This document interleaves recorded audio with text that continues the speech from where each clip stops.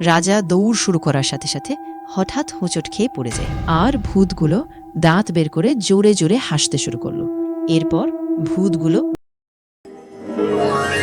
বন্ধুরা এখনই লাইক দাও আর সাবস্ক্রাইব করো C2 বিডি।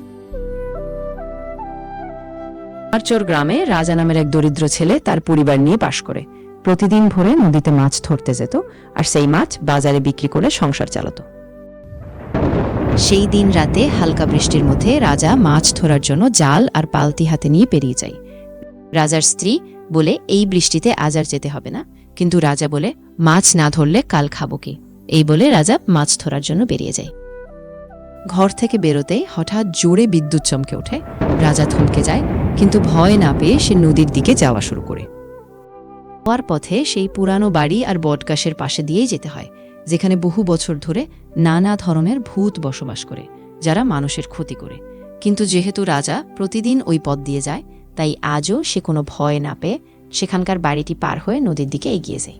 কিছুক্ষণের মধ্যে সে হালকা ঝিরিঝিরি বৃষ্টির মধ্যে নদীর পাড়ে পৌঁছে যায়। দেরি না করে সে দ্রুত মাছ ধরা শুরু করে। অল্প কিছুক্ষণ মাছ ধরার পরে রাজা আজ অনেক মাছ পেয়ে যায়, তাই সে চিন্তা করে আজ আর বেশি সময় নেও না, দ্রুত বাসায় চলে যায়। হঠাৎ নদীর ওপর থেকে ফিস ফিস করে একটা রহস্যময় শব্দ শোনা যায়, যেন কেউ বলে, রাজা সাবধানে বাসায় ফিরো, তোমার জন্য সামনে এক বড় বিপদ আছে। ভয়ে ভয়ে রাজা দ্রুতই বাসার দিকে দৌড়াতে শুরু করে। হঠাৎ তার মনে হলো তার পিছনে পিছনে কেউ আসছে। সে পিছনে তাকায়, কিন্তু কাউকে দেখতে পায় না। পুরো বাড়ি সামনে আসতেই রাজা দেখল দুটি ভূত বাড়ির ওপর দাঁড়িয়ে আছে। ভূত দুটি রাজার দিকে খিলখিল করে হাসল।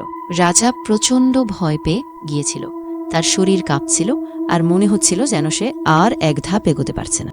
রাজা দৌড় শুরু করার সাথে সাথে হঠাৎ হোঁচট খেয়ে পড়ে যায়, আর ভূতগুলো দাঁত বের করে জোরে জোরে হাসতে শুরু করলো।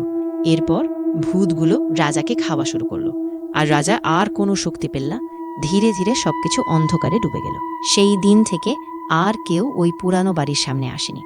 রাজাকেও আর খুঁজে পাওয়া যায়নি, যেন সে চিরতরে হারিয়ে গেছে।